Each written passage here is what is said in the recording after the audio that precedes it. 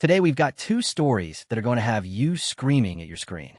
First up, a woman works a brutal 12-hour day, forgets to grab her little brother a drink one single time, and he has the nerve to call her lazy.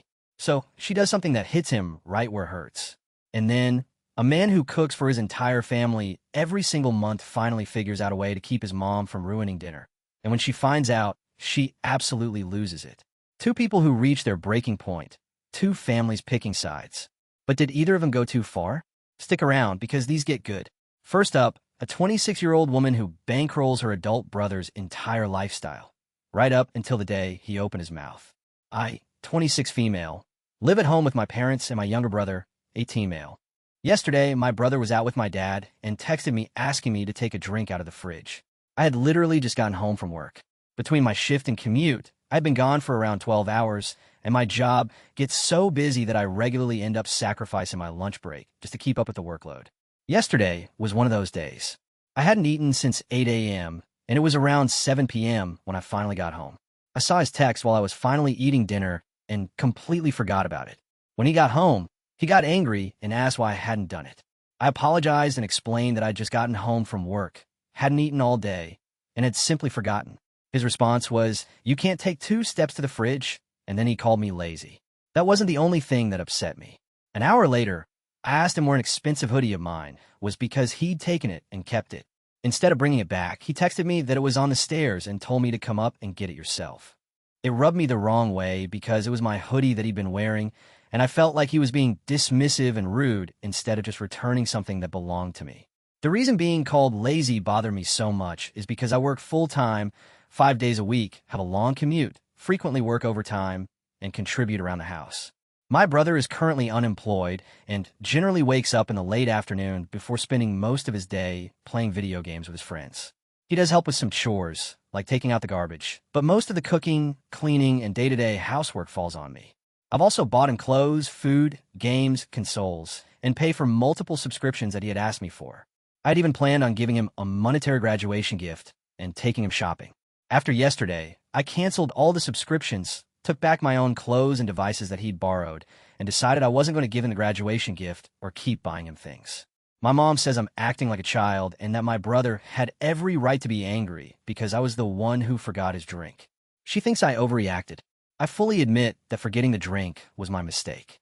I should have remembered, especially considering how small the task is. What I'm struggling with is that I don't think forgetting one favor after a 12-hour day, where I didn't even get a chance to eat any actual food until I got home, justified being called lazy or being spoken to the way I was, especially by someone I feel I've been financially supporting and doing favors for. Am I the asshole? Edit. Since a lot of people are asking, the drink he asked me to take out was a frozen slushy coffee drink that he had stored in the freezer the night before. It would have been frozen regardless if I took it out or not. He came home about 5 to 10 minutes after texting me to take it out. Let's see what the comments have to say. This person commented, "Mom can pay if it's such a big deal." Another commenter said, "Mom's mad because she's going to have to actually parent the kid and hold him accountable. Was easier when the daughter was keeping the peace." The comments are firmly in her corner on this one, cheering her on for finally cutting off the free ride. But what do you think? Did she go too far, or was it long overdue? If you're enjoying these stories so far, remember to leave a like and subscribe for more. Next up, a 47-year-old man who cooks a feast for his whole family every month, and the one relative who somehow turns it into a nightmare every single time. I'm 47 male, have my whole extended family over for dinner once a month or so. I love to cook, and am usually in the kitchen trying to finish 4 or 5 dishes, so they will all be ready at the same time, which requires a lot of running around and checking things. All of the family, siblings, cousins, aunts, uncles, and parents/grandparents usually mingle and have fun and occasionally pop in and say hi or offer to help while I'm getting things ready or talk to me without getting in the way. My mom, 80 female, follows me around, gets in my way, complains to me about everything, and makes finishing the meal very difficult. She will only talk to me despite me constantly suggesting she talk to other family members or to play with the grandkids. I've had to run back and forth from the kitchen to the grill and back, and she follows me. And then when I come back, blocks me because she has to tell me something she saw on the news that upset her or complain about her sister. She makes getting the food ready very difficult and constantly blocks me from getting to my next step. I've asked her to help with the food, But that makes it even worse because I have to hand-hold her through every step and she acts helpless. She can't even set the table when I ask. This is not the case when we go to her house.